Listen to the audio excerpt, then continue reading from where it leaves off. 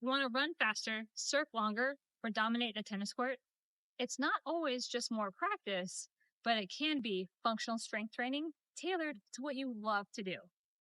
Hi, I'm Dr. Jess. I'm a physical therapist, and I've been obsessed with longevity for the past 20 years. And what better way to live that longer, healthier life than staying active in that sport or activity that you love? In today's video, I'm going to break down functional strength training and how you can use that to improve your overall performance. So, what is functional strength? So it's not just lifting heavy weights and specific patterns that you can find in machines at a gym. Functional strength training is when you're going to be resisting muscles with some form of exercise, but in the patterns that you use them in real life or in the sport that you like to perform.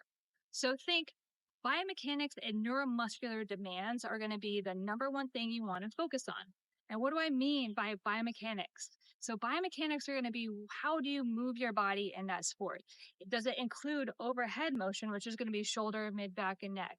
Do you have explosive movements with the legs? Is it side to side? Is it forward and back? And then the neuromuscular demands, that's going to be like, how does my brain have to coordinate what I need to do? So you're going to want to match what you're training in the gym or home workouts with the activities that you like. So let's break it down. A sprinter shouldn't train like a surfer or a distance runner or even that tennis player. They're all going to have different demands. So think if I'm a sprinter, I'm going to have big explosive movement. I need that drive through the hip. I need the power through my ankle. I need controlled rotation. So that's going to be completely different than that tennis player who's got that quick side to side movement, the mid back control, and the endurance in the shoulder to keep swinging for a long match. And that surfer needs to be able to balance, have that agility of popping up from their stomach into standing and be able to control that balanced position for an extended period of time versus the distance runner. They're going to need more endurance as well as control, but less drive than the sprinter. So how each of them trains is going to be different if they actually want to maximize their performance in the activity they enjoy. All right, so let's break it down a little more. Let's compare two runners. They both have the same sport, which is running, but the sprinter is going to look different than that distance runner.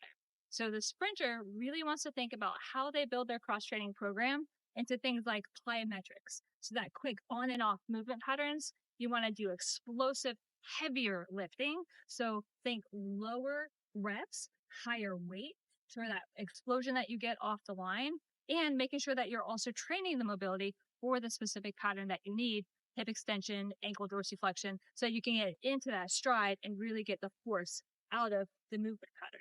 Now, the distance runner, they are going to sustain the activity for so much longer. So they need to be doing things that are going to be big on core control, but then holding for a duration of time, still needing power and strength, but think the weight's going to be lower and the reps are going to be a lot higher. And they're also still going to need to work on mobility and their stride, opening up the hip, opening up the ankles, things like that. Here are the three most common mistakes that people make when they're trying to first implement a functional strength training program. They start with just squats and they think that's enough. But if your movement pattern isn't 2 feet going down into that squatting type position, then that's not enough. Mistake number 2 is that you're training reps, but not purpose. So really break down each movement that you're doing and is it achieving the purpose you want in the movement pattern for the activity you want to improve? And the last one is not training mobility. If you can't get into the movement pattern that you need under load, then you're not going to be able to really maximize the performance. So improve the mobility where it's lacking. So how do you get started with building out this kind of functional strength training program? Well, there's going to be 4 key steps that you want to start with. One is assess the activity that you want to improve. What kind of movement patterns are in that activity? Then step 2 is you're going to break that down. So let's give an example of a tennis player.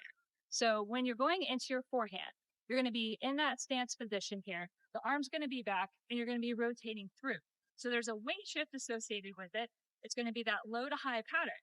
Well, you can take a thinner band and resist that type of pattern and do repeated strength training movements. So you're getting core activation, shoulder endurance, but you're getting that weight shift through. So that specificity of the sport. So now when you start to hit that forehand, you'll start seeing more power that comes out of it. Next, you want to think Combine mobility with strength. So sometimes we do want to load when we're in that rotational pattern as long as it's pain free. So again, the example here would be opening up the shoulder and loading under tension and then pushing through so that I'm actually working on lengthening my pec when I'm in that forehand. That's going to be a good way to start to combine the two. And last but not least, we want to base this on the season you're in. So if you do compete, that's going to be a different phase of your season than when you're off season. So off season, you can work more on challenging strength, challenging mobility, really trying to push the envelope. During season, we want to focus on maintenance. So keep it all going. You don't want to get yourself so sore in your cross training that you're going to not be performing as well when you're in that peak performance season. Also, off season, on season, it can be based on weather. When you have access to whatever you want to have access to. If you live up north and you're a runner and you don't like running in the snow outside, then maybe you do shorter distances in the gym during the winter, and then during the summer, you open that up.